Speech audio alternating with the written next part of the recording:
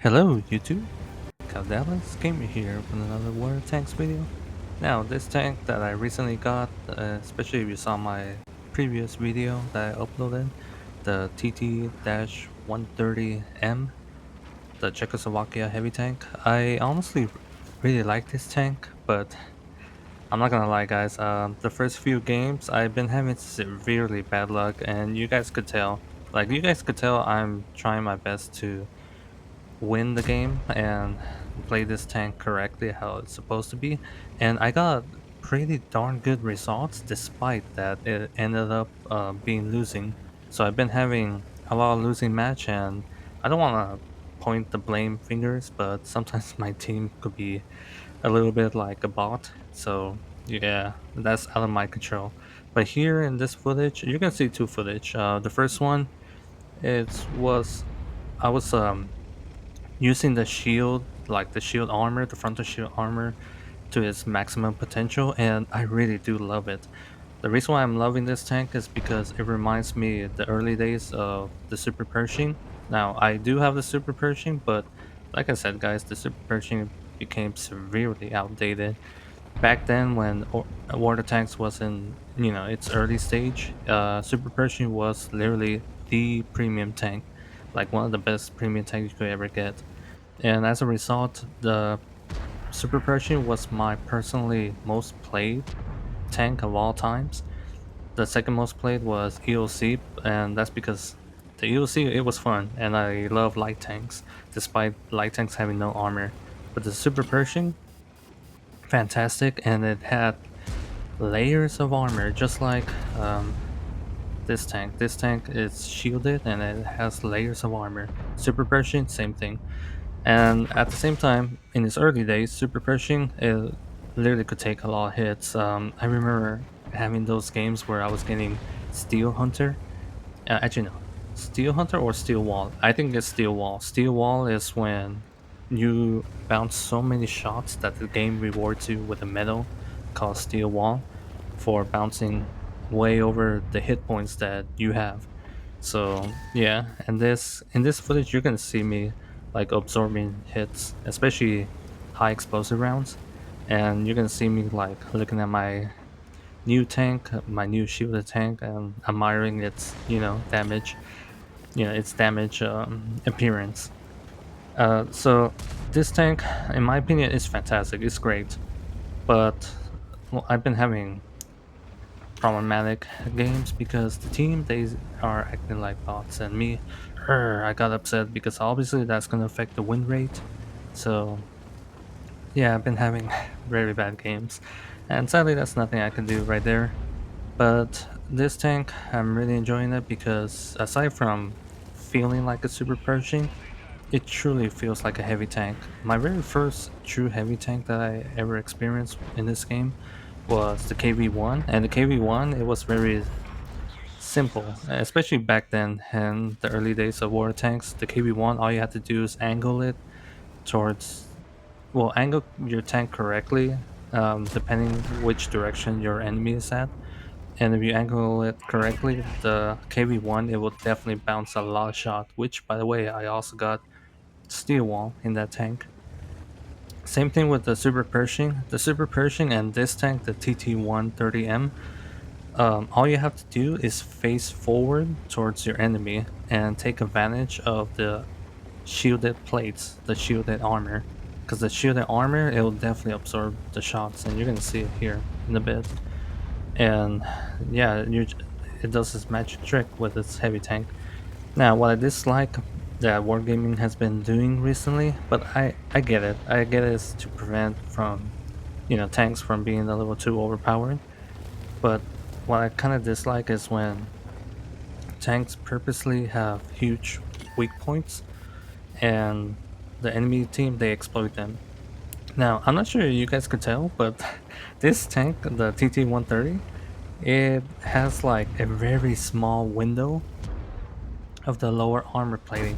Now, typically when it comes to heavy tanks that has fantastic armor, their biggest weakness is two things: the cupola, which this tank does have. It has a huge, well, not a huge cupola, but it's like decently sized cupola that the enemy team could easily shoot at, and it also has a lower plate. So let me say that again.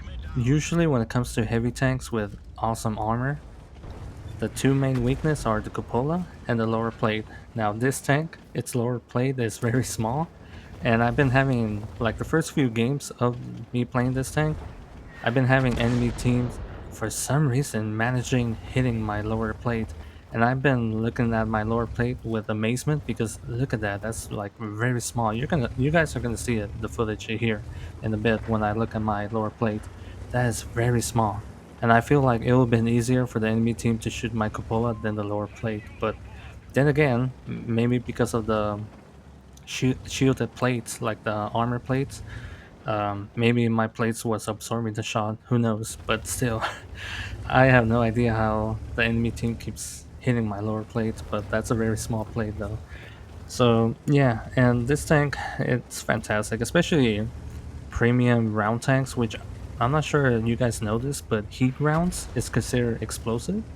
And because this is a shielded plate tank, it would definitely absorb the shot, plus lowering its damage. And you guys are going to see here that I got hit by an HE shell, or maybe you guys already saw it, because I can't really see what I'm talking about when I record my videos. But you guys are going to see in this footage that I got hit by a high explosive shell, and this tank absorbed it like a champ. This is what I love seeing when it comes to heavy tanks, especially heavy tanks that has fantastic armor. And the reason why I wanted this tank over the tier 8 premium Czechoslovakia heavy tank that's being sold on store is because the plates, the shielded plates, it's not just the turret, but also the upper plate. I'm not sure you guys notice this, but the upper plate, it's double layered.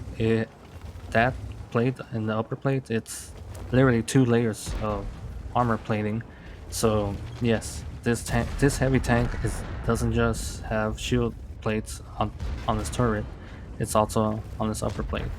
So it literally is gonna bounce a lot of shots. So there's more, how do I say this, more armor on this tank in order to bounce shots, and it's fantastic armor. So yeah, I've been having bad games, but I'm gonna like continue playing this game, and I think for now on, I'm no longer gonna spend any more money. I say that because the 2.0 update is coming soon, and I completed the battle pass. On top of that, I also completed the battle pass for the American skin, the M48 panel.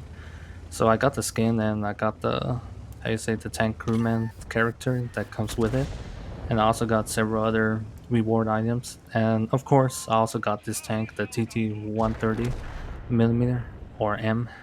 Um, so I'm very satisfied with where I'm at now. So yeah, I'm gonna completely stop spending money because I have a. When it comes to video games, I kind of have bad habit of spending money, but I shouldn't do that anymore. So yeah, guys, be responsible with your money, and when it comes to World of Tanks, just play the game. I'm super happy. If you guys seen my previous video that I uploaded, I was super happy that the 2.0 update is gonna introduce not just rebalancing but make the game less grindy. In other words, if you want to get the tank that you want, just play the game and eventually you get the tank that you want. So they're making the game less grindy, and me, I'm super happy about that. Because let's face it, this game is super grindy just to get the tank that you want. It took me a while just to get my first tier 10 T57 heavy, and keep that in mind. It's not a true heavy tank. That's why I made that video that the TT-130. Um, it's the heavy tank that I wanted to get because I didn't really have a true heavy tank. Technically, I also got the Liberté, but the Liberté, I realized that it was outdated and I was getting wrecked with, other tanks in the game. But this tank, the TT-130, oh, it definitely proved itself. I was just getting bad luck with the matchmaking thing. So, yeah. So I'm gonna stop ranting, especially the fact that I've been stuttering a lot. But yeah, I'm loving this tank so far, despite I'm losing. And keep in mind, guys, the training manual, that's for your crewmen to get perks. So take advantage of that. Me, I did not take advantage of that because I I was scratching my head, wondering what those training manuals are for, but now I know. So yeah, guys, I'm loving this tank, and I've been using some of the equipments that I gained from the Battle Pass season to make it even more better. So yeah, I'm gonna end it here, guys. And please like and subscribe. And put a comment down in the comment section below. I do read them. Calades Gamer, over and out.